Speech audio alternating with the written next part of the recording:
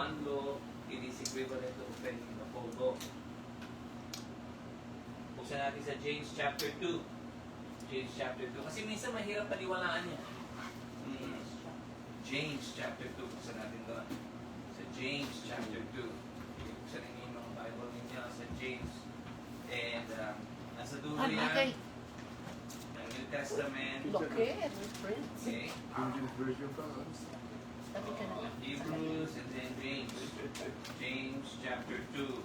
Then natin doon sa James chapter 2 verse 10. Yan. Oh. That's good. Okay, James chapter 2 verse 10. Basahin sabay-sabay. Ready? Begin. For whoever keeps the whole law and yet stumbles at just one point is what? Guilty of breaking it, all of it. Oo. Miski pala ang suma total ng karamihan ng utos ng Diyos, kahit na isa lang ang iyong if you just offend one part of the law, it is equivalent of offending the whole law. Why? Because God is a very holy God. Okay? Wala siyang kinikilingan. He is a fair God. It's either you have fallen into sin or not. And the Bible says, all of us have sinned. Ngayon, where did that sin come from? Saan nagsimula ang kasalanan? Kawawa naman tayo, wala pa ka tayo ginagawa, nagkasala tayo. Saan yung nagsimula? In the beginning. In the beginning. Ano yung beginning na yun? Sige, buksan natin sa Romans chapter 5. Okay? Romans chapter 5. Tingnan natin sa Romans 5:12. Romans 5:12. Saan nagsimula ang kasalanan? Okay, Romans 5:12.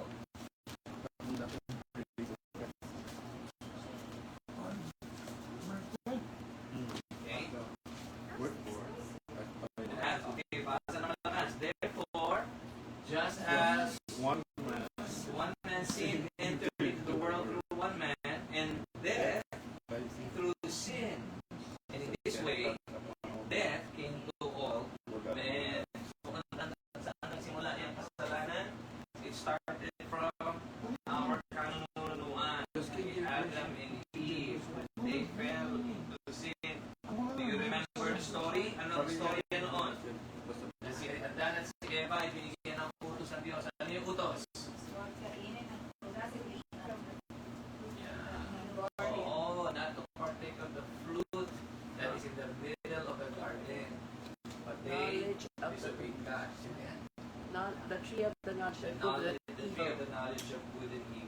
Doon talaga nagsimula. Kaya lahat ng tao na pinanganak ay merong kasalanan dahil simula niya na manayan natin sa kanya. Okay. Sabi mo naman, unfair naman. Ikaw kapapanganak, wala pang kasalanan. Pero hindi tinatawag na if they have obeyed God at the beginning, then they would produce righteous children. But because they sinned in the beginning, they produce sinful children. Yeah, sinful children. Ngayon, tanong, ang bata bang pinanganak, makasalanan ka agad? Siyempre, meron tayong baby eh. Sa tingin mo, baby mo ba? Wait naman. Pero tingnan mo, dahan-dahan, pwede nga 2 years old. Ilan taon na ba? Baby? 2 na, 3. Tumalabas sa sumay? Sabi niyo siguro, bakit ako pinag-uusapan dito? Ganun talaga, di ba? Maliit pala, pag sinabi mong no, ano ang gagawin? Opposite. Oo. Kung ano yung opposite yung ginagawa. Kasi yan ang tinatawag na human nature. Sabay-sabay? Human nature. Oo, ganyan talaga. At akala kasi natin, ang kasalanan ay wala lang impluensya sa labas. Marahil, pero dahil meron tayong kasalanan sa loob ng puso, ito yung tinatawag natin kalikasan ng ating kinagisnan. The nature, that is our human nature. Yan ang ating kinagisnan. Okay? Kaya, because of that, sabi doon sa Bible verse na pinasa natin, one man sin, sin entered into the world. Ano pa ang napasa? Kasalanan lang ba? Yeah. Pati kamatayan, pinasa. Bakit? Kasi ang Diyos natin na drawing natin dito ng nasa langit, ang Diyos natin ay banal na Diyos. He is a holy God. He has nothing to do with sin. But in the beginning, God created man and woman perfect with no sin. Diba? Kaya nga naman nung nagkasala si Adan at si Eva, sinabihan sila na sila ay mamamatay. And that's it. Death. Yung tinatawag na sin and death. Ngayon, ang tanong, nung nagkasala si Adan at si Eva, namatay ba sila agad? Ay, tingnan natin ang story ulit para makikita. Genesis, chapter Genesis. Oo, doon sa beginning natin titingnan. Genesis chapter 3. Genesis chapter 3. Tingnan natin. Ang istorya sa Genesis chapter 3. Ito na yung papanahon na nagkasala sila. And then, the Lord tell them that when the time that you partake of it, you shall surely die. Let's see what happened. Okay. First, tignan natin sa verse 8. Basahin natin isa-isa. Simula tayo. Sino na ang nasa Genesis 3:8? Paikot tayo. Ben, ikaw magsimula. Paikot tayo. Ganito, ha? Oo. Tapos, after ng 8, 9. After ng 9, 10. Sige, mauna ka, Ben. Genesis chapter 3, verse 8. The man and his wife heard the sound of the Lord God as he was walking in the garden in the cool of the day, and they hid from the Lord God among the trees of the garden. Kung sila ay nagkasala na at sila ay mga ilang oras na nag-aantay, narinig nila ang Diyos na parating na. At ano ang kanilang ginagawa sa verse 8? Sila ay nagtago. They hid from the Lord. All of a sudden, when they were in the perfect relationship with God, nawala. Okay? They hid from the Lord. Tignan natin. Ano pa nangyari? Verse 9. And the Lord God called to Adam and said to him, where are you? Sa sobrang tago, talagang galing mag-hide and seek, ano? Sobrang tago, pati si God ay, nasa ka ba? Where are you? Okay, verse 10.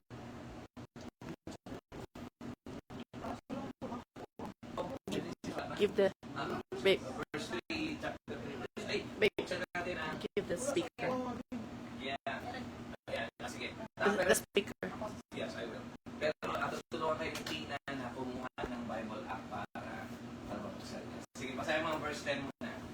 He answered, I heard you in the garden, and I was afraid because I was not. So I hid, and then said, who told you we're not? Have you eaten from the tree that I commanded you not to eat from? So ano ang emotion o ano ang feeling ni Adan kaagad? I was what? Sabi niyo doon? Yeah, I was afraid. What was not there, all of a sudden he started hiding. What was not his feeling before, all of a sudden he was afraid. Okay? Okay, verse 11. And he said, who told you that you were naked? Have you eaten of the tree that I commanded you not to eat from? So ngayon, titignan naman natin, no? Nakita ng Panginoon dahil may kakaibang action na pinakita. First, he was hiding. Second, he was fearful. Third, he had self-conscious naging self-conscious na siya. The fact that he did not have anything, he was naked. And then the Lord asked him a question. Sige, verse 12. Diba? Sige, dito tayo, Jerry, sa inyo na. Romeo pala. Tina, mag-start tayo kay Romeo. Papaipag tayo dito. Genesis 3, 12. And the man said, the woman who you will give this to be with me. She gave me of the tree and the tree. Ano ang ginawa ni Adam. Balik sa akin ang microphone, ha? Nagbintang kagad. Nagbintang. Dati si Adam, mga matipuno, hindi na tutulungan sila sa ng Bible. Okay. Dati, matipuno, hindi, wala pa sa atin, hindi nagbago. Nagtago, nahiya, natakot pala, natakot, na self-conscious, ngayon nagbintang pa. Okay? Maraming pagbabago ang nangyayari sa tao kapag sila ay nalulong sa kasalanan na katulad ni Adan. Okay, tuloy natin. Verse 13. Verse 13, Then the Lord God said to the woman, What is this you have done? The woman said, The serpent deceived me and I eat. Ayun. O, ano naman ang sinabi ni Eve? Oo, nagsisilid siya. Nagpasa. Kasalanan na. Ganun talaga ang kasalanan eh. Walang umaamin. Di ba? Pag sinabi mo, sinong kumain ng cookie sa loob ng jar? Sabihin nila, hindi ako, pero ang daming cookie crumb. Hindi ako. Oo. Ganun talaga pasahan. Right? Hindi ba pag kami may problema sa bahay?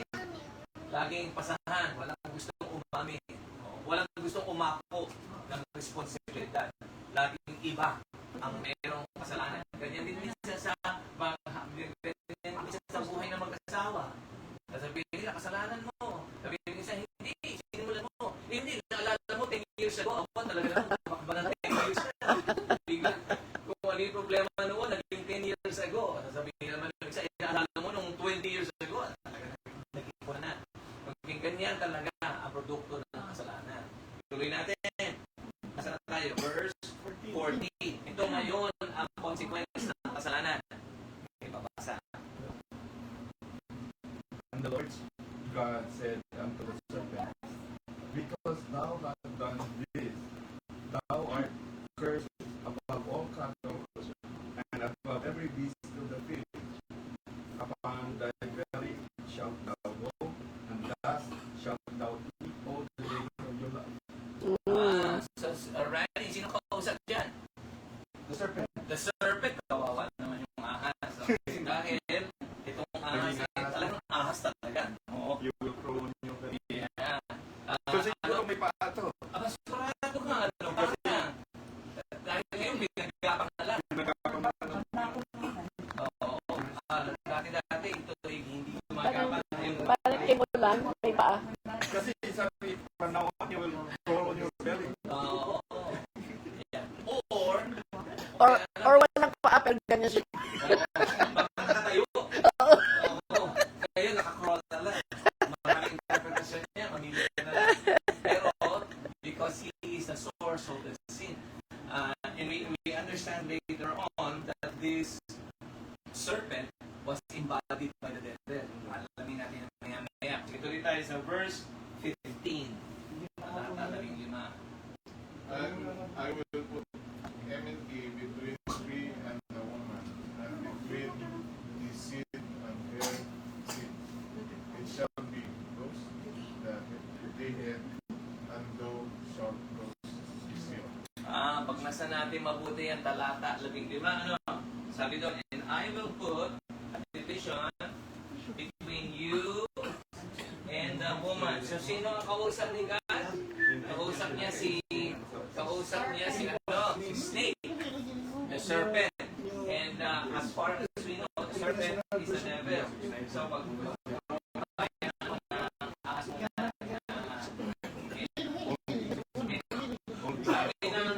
sabi ni Lord, I will put a division between you and the woman's seed. Sino yung woman's seed? Alamin natin maya-maya. Lagyan muna natin ito sa I will put a division between a war between your seed and the woman's seed.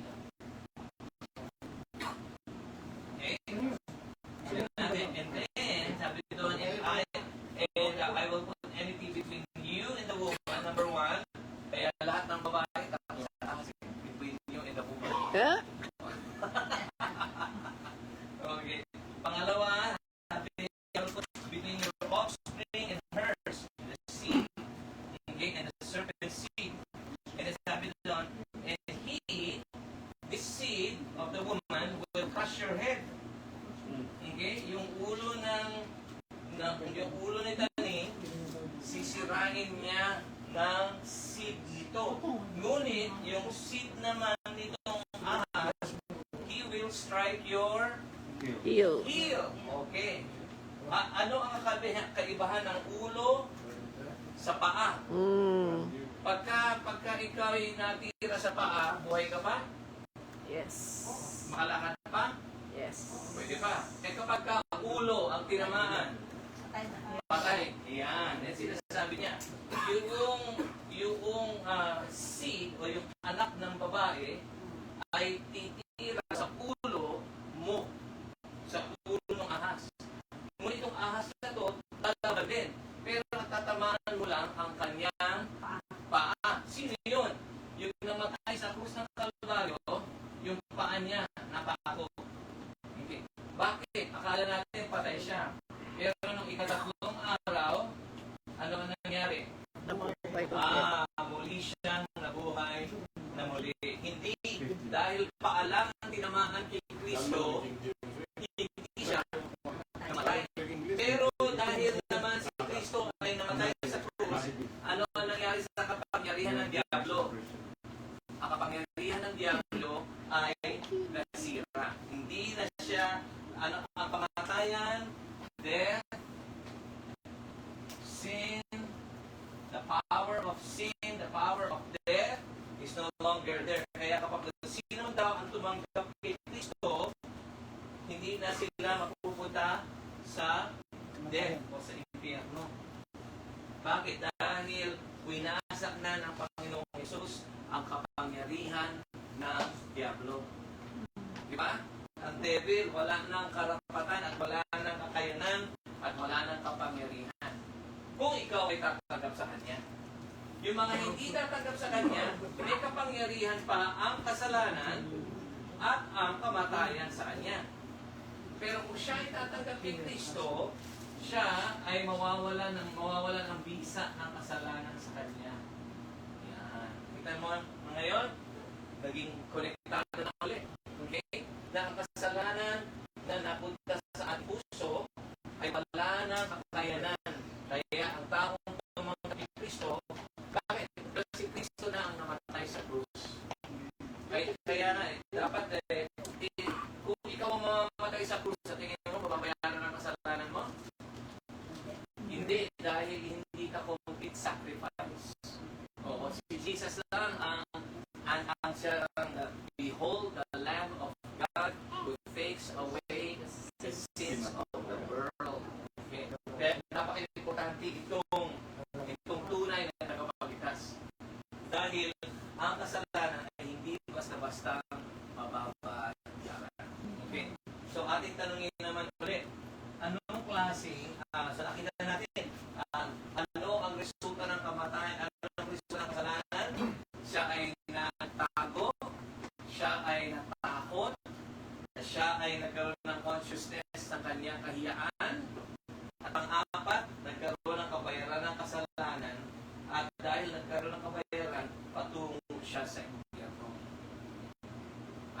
For by one man's sin, death and sin was passed upon all men.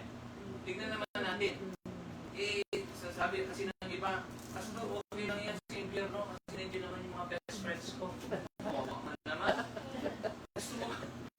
Gusto mo bang eternity mo dyan mapunta? Tignan natin.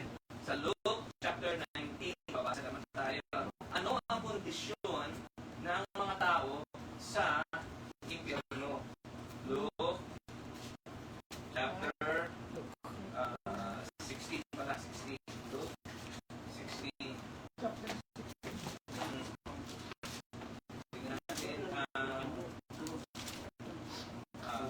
Simula sa balata 11.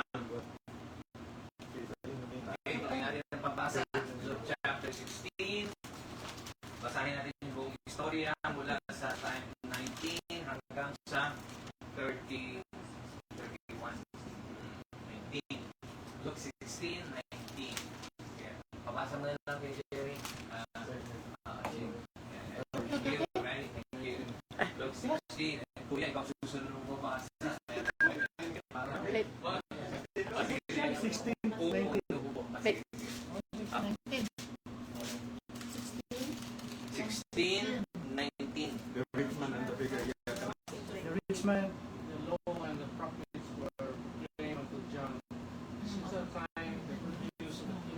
wait. Yan. Look, 16. Ani. Lucas 19 right there. Yan. On 19. Hi, baby. There was a rich man who was dressed in purple and fine linen and living luxury every day. Uy, meron daw isang mayaman na tao na napakaganda ng kanyang damit at araw-araw ay ganda ang kanyang buhay. Okay, 20. Dapat, ikaw ng 20. His gate was laid a better name Sa labas naman ng pintuan ng mayaman na tao ay isang pulubi. Ang pangalan niya ay si Lazarus at ang kanyang buong katawan ay may mga sugat. O siguro, sores yan. Yung mga siguro yan. Okay, verse 21. Yan, verse 23 pala. Ayun, 21 pala. Kasi, when desiring bread that comes, which fell at the rich man's table. Moreover, the dogs came and licked his sore. Itong pulubing ito ay nag-aantay lang ng pagkain mahulog sa langisan.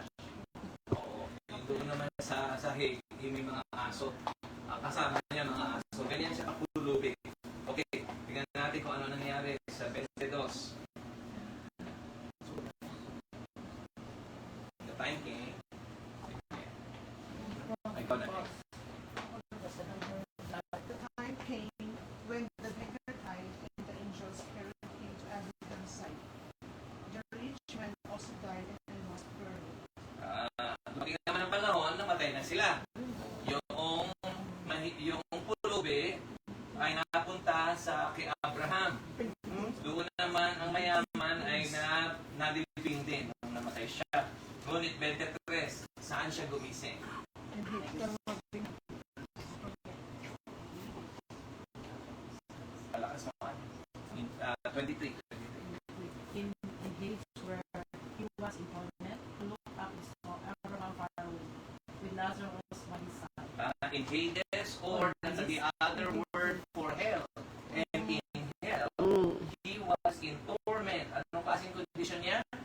Torment. Anong pagkakot ng torment? Torment. Paghihirap. Paparusa. Torment. Tinutorment mo ako. Oo. Minsan pag nag-aaway yung mag-asawa, stop tormenting me. Oo. Ibig sabihin mo, huwag akong pahirapan. Nag-torment siya, tormented siya doon, at nakita naman niya na sa kabila na si Lazarus ay walang paghihirap. Ano ang sinabi niya? 24. Suffering talaga. Oo, talagang naghihirap siya, kaya umiyak siya. Yeah. Ano ang sinabi niya? Sabi niya, si 24.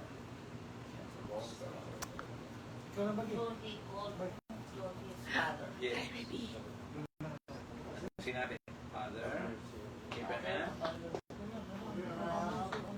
If he was me and send down Lazarus to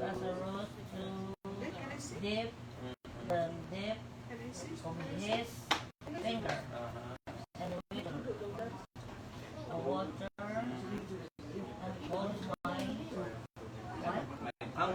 Tongue? Oo, yung bilang niya. I I am agony in despair. Ayun. Ito ang sabi niya. Ang sabi niya merong paghihirap dahil itong mayaman na punta sa impyerno, humingi ng tulong at sabi niya, maawa naman kayo sa akin. Bakit? Dahil kailangan ko ng tubig. Dito ay lugar ng uhaw. Okay, that's why I did the water. Ito ay gusto niya ng malamig dahil ito ay lugar ng napakainit. Okay? At hindi lang yan. Ito ay lugar ng agony. Ano yung agony? Paghihirap. Okay? Pain. Ha? Sakit na pain. A place of pain. Suffering. Oo.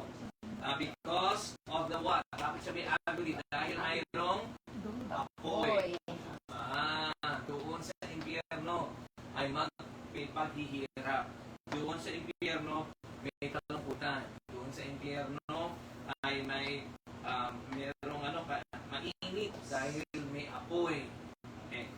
ang sinabi ni Abraham sa 25? 25.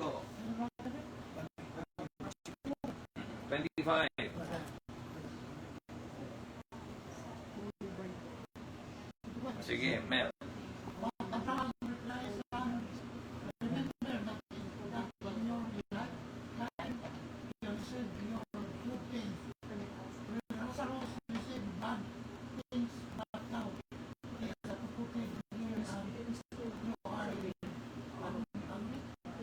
Agony. Oo, sabi nga, maalala mo, rich man, nung inyong araw na pagkabuhay, ikaw ay nasa magandang kalagayan. Ito si Lazarus naman, ay tumatanggap ng maraming masasama. Kaya ngayon, na-reverse na. Ngayon kayo ay napunta na sa inyong susunod na buhay, biglang nag-reverse. Ano ang nag-reverse? Siya na ngayon ang naghihirap. At si Lazarus naman ay mayroong comfort. Tuloy natin sa 20. Matinding paghihirap. Matinding paghihirap. Yeah, 26. And besides all this, between us and you, which has been seen in grace, so that those who want to go from here to you, you cannot, nor can anyone close to go from the cross. Ano ang ibig sabihin yan? Hindi ka na pwedeng tumawid pagka nasa impyerno na. Hindi ka na pwedeng magbago ang destino. Unang-una, dahil ito yung malayong lugar. Okay? Pangalawa, kung ano yung naganap, tapos na. Kailangan pagka final na, hindi na mababago. Kasi minsan may paniniwala tayo na kapag namatay ang isang tao, pwede pang baguhin. So, ang gagawin natin? Papadalangin natin na napakadami. Pakainin natin ng maraming pansit. At saka lalagyan pa ng beer. Sa lahat naman ng ingredient, bakit na lalagyan ng tubig? Bakit pa beer kayo iinom sa parang mo sinabi, alam nga, maglasing ka na rin dyan sa impyerno.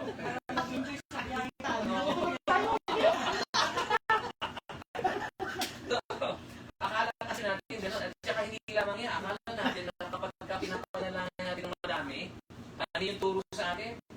Meron kapag namatay ang isang tao, ilang araw mo ipapanalangin sila? 40 days. 4 na pong araw na tuloy-tuloy na novena. Oo, dahil para unang-una bumaba ang apoy. At pagka bumaba na yung apoy at napurga na ang kaluluwa nila, pwede na silang dumiretso sa langit. Hindi pala.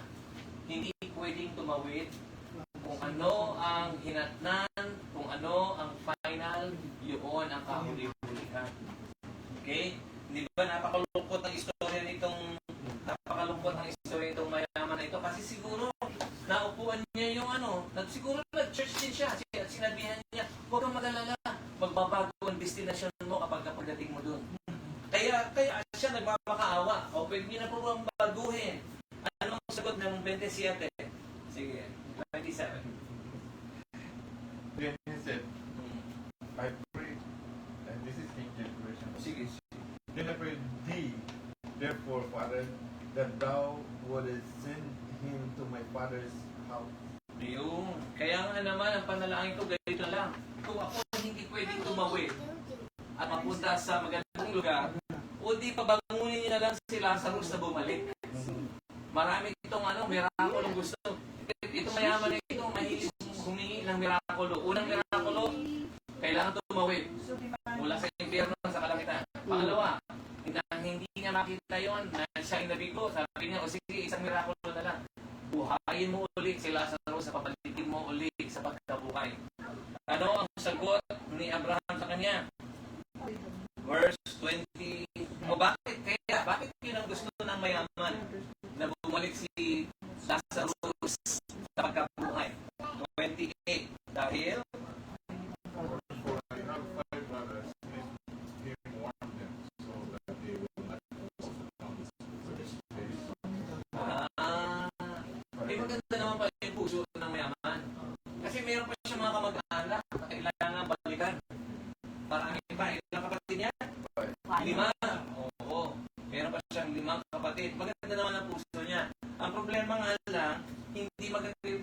nabuhay siya.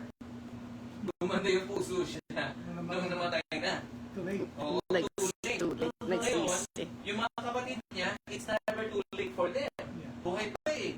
Kaya sabi niya, o sige, dahil sila'y buhay, papabalikin ninyo na lang si Lazarus. Ano naman ang sagot ni Abraham sa 29?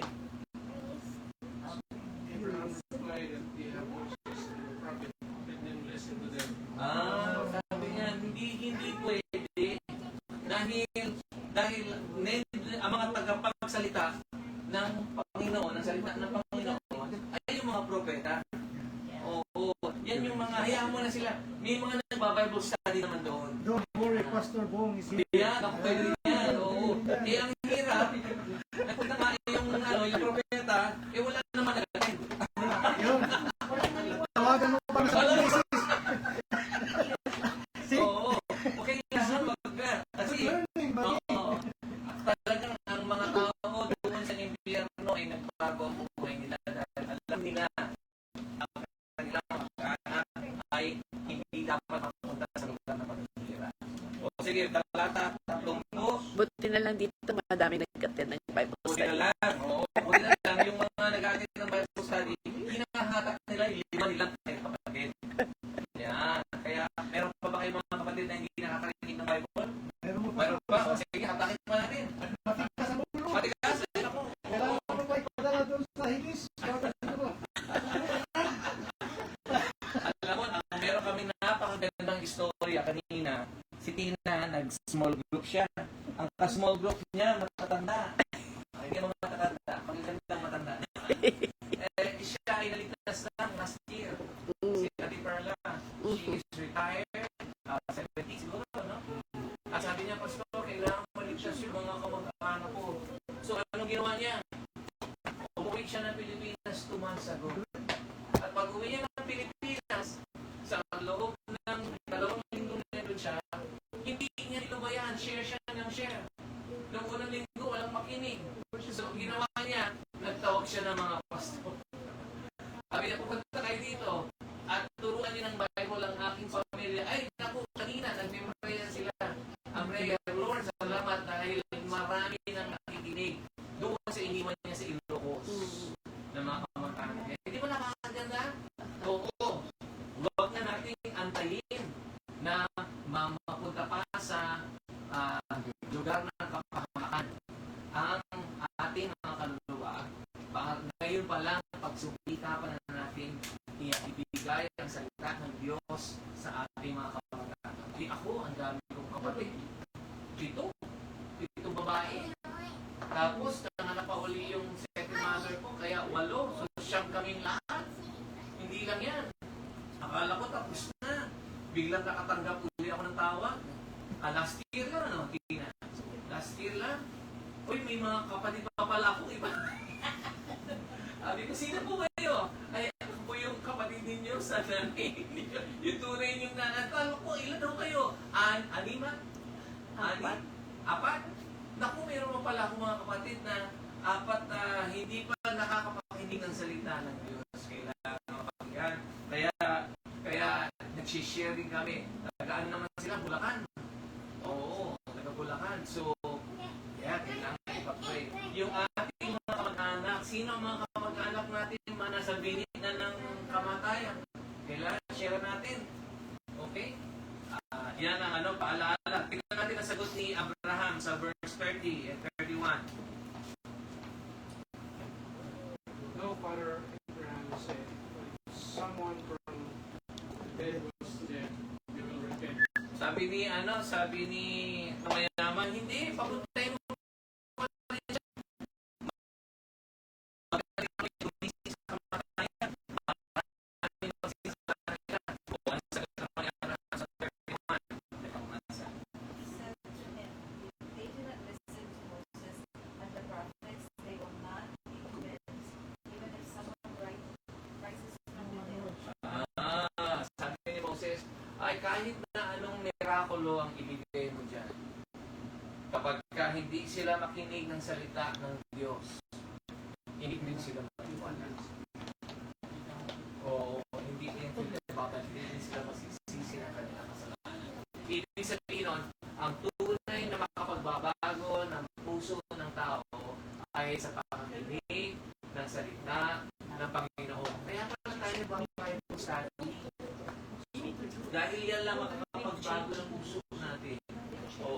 Kahit na magpunta ka ng church, linggo-linggo, hindi mo puso mo. Bakit? Kailangan mag-Bible study. Oo. Sabi ni Abraham, kahit na ano, mirakulo ang ipakita mo dyan. Hanggang hindi sila makapakinig ng salita ng Diyos. Oo. Hindi sila maniniwala. Yan. Napaka-importante. Okay? So, ano ang priority natin? Ano ang priority natin sa ating mga kamag-anak? Share. Kaya yung mga kamag-anak natin malalapit dito, ibigitahin natin. Pastor, ayaw nila kasi sabihin nila, kasi ganito, ganyan, busy-busy. Sige, ganito ang gawin natin. Tayo ang pumunta sa kanila. Oo. Sabihin mo na lang, Dahil, bisitahin ka namin, kasama ko si Pastor, ha?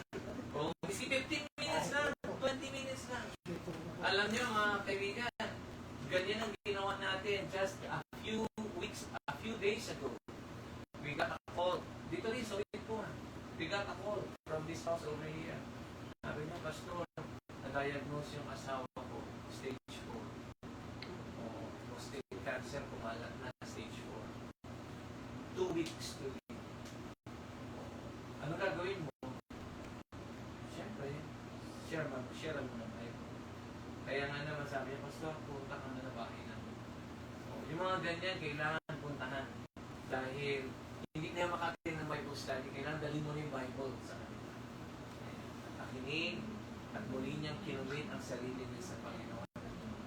Amen, di ba? Oo, napakaganda. Ganun ang gawin natin kasi hindi naman natin alam ang takbo ng buhay natin. Ngayon, malilisip tayo. Mga matipuno tayo. Kaya maya, bigla na tayo manghihina. Hindi mo kabisado ang buhay mo. Kami nga ni Jerry, nag-uusap nung nakaraan eh. Hindi natin makapasalan. Bagal yung katawan natin. Oo, dati kasi malilisip tayo. Okay? So, kailangan makinig ng salita ng Panginoon. Ganyan ka-importante ang pakikinig ng salita ng Panginoon. Meron tayong mga tanong sa Mark. Mga tanong, may question pa tayo. Ano sa tingin ninyo ang istoryang natutunan natin kay Lazarus at sa rich man? Ano ang lection dyan? Sige, ito tayo. Ating tanongin. Ay, yan ang mapapana ng taong mapunta sa impyerno. Oo. Kaparasuhan, init, apoy, ito ay kalungkutan, uod na hindi namamatay. Okay. Yan. Pero sa langit, doon ay mayroong comfort. Yan ang istorya natin. Okay. Magpunta tayo sa ating application. Application naman tayo. Okay. Ano ang application nito sa atin? Ano ang hamon nito sa iyo? Kasi pag tinignan natin sa iba't ibang buhay natin, iba-ibang hamon, iba-ibang application. Kaya gusto kong marinig sa atin.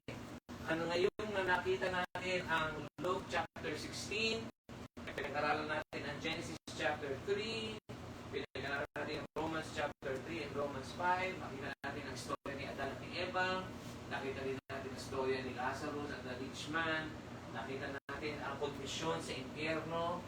Ito ay walang katumbas sa kondisyon sa kaharian ng Diyos. Ano ngayon ang hamon sa iyo? Ano ang leksyon? Sige, iikot tayo ha. You have to tell me, what does this mean to you? What is your takeaway? Anong takeaway mo? Okay? Wala na kayo? Mag-ikot tayo. Well, ikaw magsimula ha. Takeaway. Sige, ano ang application sa iyo sa tingin mo? Gusto mo doon? Sige, Rani. Sige, Rani. Simula na tayo sa iyo.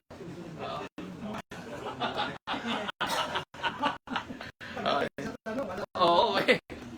Pabasahin mo na lang ng Bible, Pastor.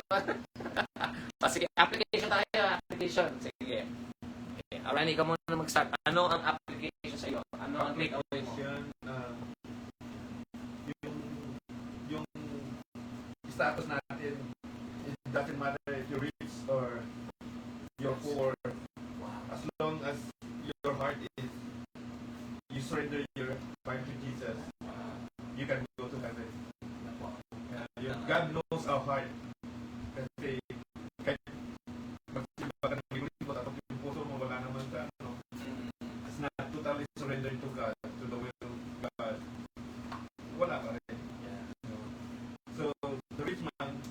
siguro yung rich man, alam niya. Alam niya yung ano, yung Jewish tradition, yung mga teaching ng mga prophets, kasi sinabi ni Abraham sa kanya, you have Moses, you have the prophets already, and you didn't believe, you never repented, you see. So alam niya, nag-aaral din siya sa mga ano, lalo na nung mga panahon na yun, pag mayaman ka, meron kang mga aklat, may mga libro, may mga scroll, so alam niya yung ano, kung paano mailigtas sana, pero hindi niya sinunod siguro. Okay. So, yeah, yun ang take. Oh, It that's a doesn't matter very yung good status. reminder. Yeah, yung status na yan, minsan yan ang nakakabulag kasi, you know? Kaya sabi niya, hindi, importante, mayaman ka. O, sige, kayod ka ng kayod. O, ang problema naman sa kayamanan, noong namatay na yung mayaman, nadala ba niya yung kayamanan niya? Wala. Hindi rin. Oo, kaya kahit na anong daming insurance, ang daming investment siguro, yan ay paalala sa atin.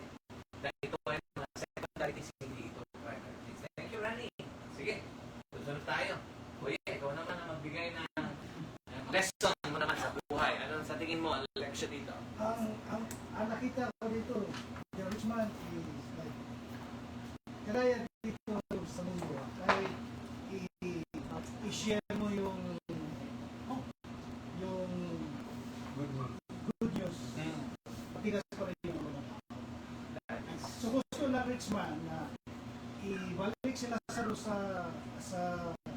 mundo para i-share doon sa mga kapatid niya. Dahil kahit mayroong ibang pastor o nag-share doon sa, kasi alam na rich man na hindi rin naniwala yung mga maniwala yung mga kapatid niya kasi siguro siya na-experience niya noon sa buhay pa siya na mayroong nag-share sa kanya, hindi siya naniniwala. Kaya he wants Lazarus back to the world to share. Kasi patay. Yeah. Yeah. Yan ang mahirap sa mundo ngayon. Ang tao hindi naniwala sa salita ng Panginoon. Yung, teka sa ulo talaga ng tao. By nature talaga yan. Dito na yata natin na yan. Sige, magandang leksyon niya. Paalala sa atin na hindi mo basta-basta mababago ang isang tao. Kaya kailangan ito hindi ka salita. Thank you. Thank you. Okay, Sir Mel naman. Okay, Mel, ano ang leksyon sa'yo? Ano ang hamon? Ano? Ano ilalagay mo kasama ng pansit? Sabihin ko lang ang inom na Oo, sige, sige. maganda ng salita ng Panginoon. Sana, buong puso mo pagtanggapin sa Diyos. Hindi ka sana magawa ng mga kailangan. Alam mo yun, Panginoon, tapos sigarilyo. At ngayon, nandiyan kayo. Oo. Kaya, Okay. Tutuloy na talikuran. yan. Tutuloy na talikuran. Yung mga Ang kasalanan. kasalanan niya.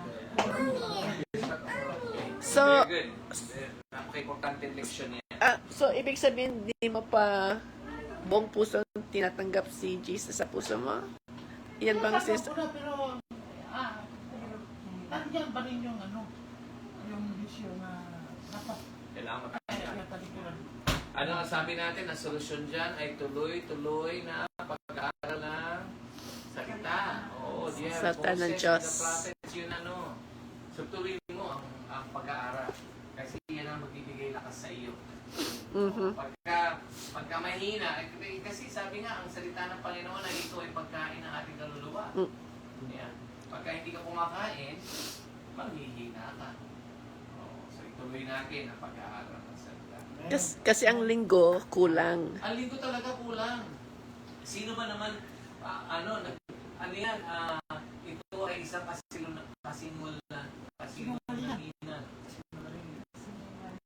kasinungalingan na sabihin mo, hindi, linggo lang, sapat na yan.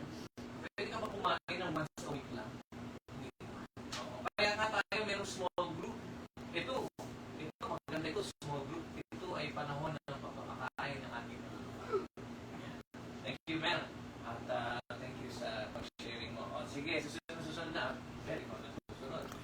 O, sige. Nauna na si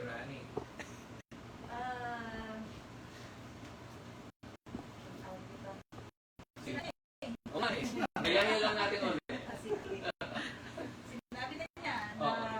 we have to guard ourselves. Mm. Doesn't matter kung ano yung status natin dito sa mundo, situation or we have to make sure that we have Jesus in our heart. And kailangan you have to watch yourselves as well to make sure that you are doing what is according to the will of God. Yeah. Kailangan sigurado. Oo. Yeah. Hindi lang with good works. Kasi yung iba, oh, ginagawa ko to, mabait ako, marunong ako, pero wala naman si Jesus sa puso. Start with that. And I like also na yung sinabi ninyo na it's not your hindi sa yaman. Yung kanina, minention nyo naman yung religyoso, hindi sa pagiging religyoso, hindi magaganda ng gawa, kung hindi sa magtitiwala sa Panginoon sa magtanggap sa Kanya. Yeah. Thank you, Bella. Oh, dahil pa naman. Ano ang application sa'yo? For me, the rich man and Lazarus, if you're gonna think about it, like you're rich in this world, you do all things with all the gold and everything you have, mga damit, karangyaan, sa buhay, hindi mo naranasan ang paghihirap sa mundo. So, your master is the money. You know, the great things in this world. So you forget Jesus Christ, you forget God. So, everything to yourself. Pero si Lazaro, dahil mahirap siya, kahit na nag-aantay siya ng pagkain sa ilalim ng lamesa, galing sa mga mayayaman, but he stayed humble. Kahit marami sa stores, kahit kung ano lang ginawa sa kanilang ibang tao ng mga mayayaman, he stayed humble. Kahit nga yung aso, nililit yung sugat niya.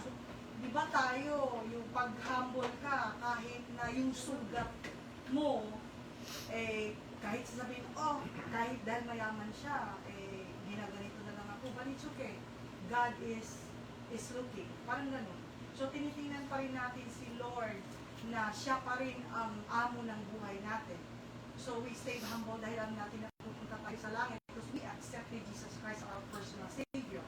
So, no matter what, kahit anong gagawin ng mga mayayaman, yung mga tao sa mundo, pinapahirapan tayo lalo. So, we accepted it dahil wala tayong try. Sabi naman sa picture, diba sa Mark, kung sino yung Blessed are blessed are the poor in spirit. Over here, like for theirs the kingdom of heaven.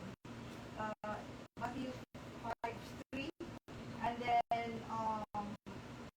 even the number 6, blessed are they which do hunger and thirst after righteousness, for they shall be filled.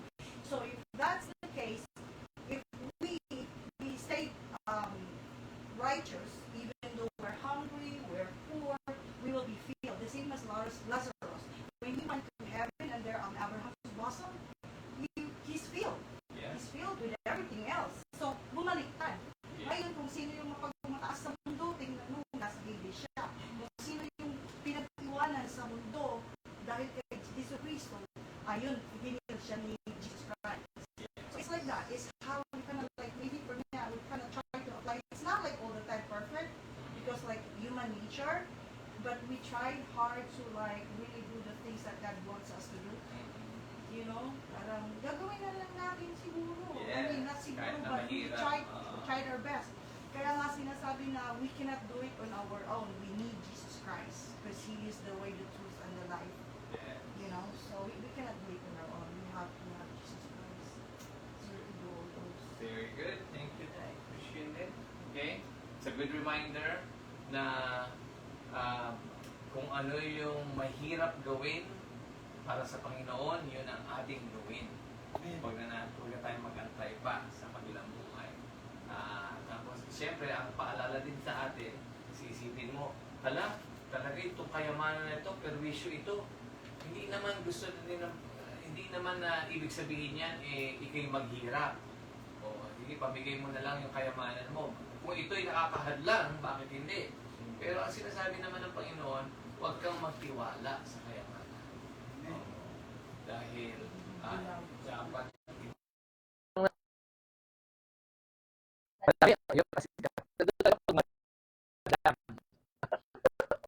Gusto mo mag-share ng isa lang? Oo, sige. Sige. Ano, gusto mo mag-share? Share lang lang. Oo. Anong reflection sa mo ang take-away naman sa iyo? Yeah. Anong sa tingin mo maganda yan? Ano yung maganda na natutunan mo ngayon? Yeah. Accept slowly. Yes. Accept slowly. Hindi bilisan kasi bilisan meron. Sige, oo. That's good. Yung mga duda, yung mga hindi naintindihan, yung mga hadlang, oo. Sige, identify mo yan para malaman mo, ano ba dito ang nagpapabagal sa akin. Yeah, very good. Yeah. Sana lahat tayo mabilis, ano? Pero hindi, may proseso yan. Kaya, yung proseso, it takes time. Pagka natigil, ano nangyayari sa proseso? Oo, kaya kailangan ituloy. Oo. Ngayon, kahit na magbe-break tayo, katulad yan, next week, magbe-break tayo. Pa tayo magbe-break, Bel? If you want, if you're free, Mm-mm. please come and join us. It's a good ministry. Magpapantalan, mag-share some Oo. Doon naman ang Bible study.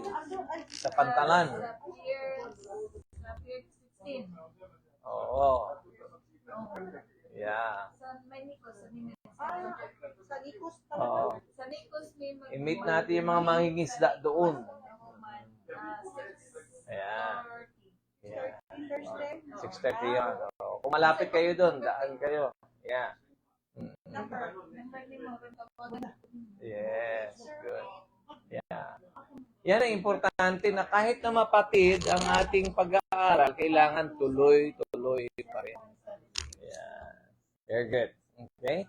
Kaya sa darating na linggo, thank you nga pala for always being there and thank you for coming. Pag hindi kayo, this coming Sunday, you don't want to miss again because the youth project will be there, the preschool will be presenting, at marami tayong blessing na matatanggap. Makakapakinig tayo ng mga testimony. May testimony ba, Bel? Na naka-assign na testimony? Magbibigay ng testimony sa grupo? Miski wala, basta kakanta yung mga bata. Okay, good. Kaya, basta importante yan. Good. Auntie Tina, ikaw naman ang take-away mo. Ano ang take-away mo? Sige. So yan, tatabihan mo si Romel? O sige, tabihan mo si Romel. You know how yung mayaman na matay, hindi na siya makapag-share kasi nasa impyerno na siya.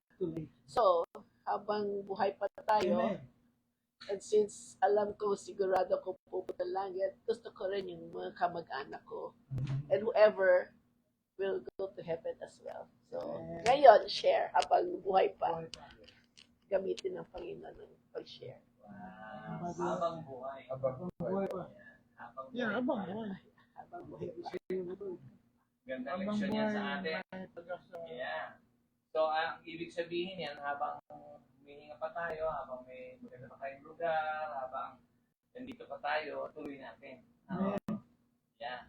Kayo mga malalayo na nakatira, at hindi sila makapunta dito, dalihin nyo na kami sa lugar ninyo. Thank you for driving. Kaliya. Choice. Layo. Thanks for driving. Tapos maliit lang kasi ano lang kwarto. Ay, ariglado. Sige. Thank you for Wala na tayo driving. mission siguro.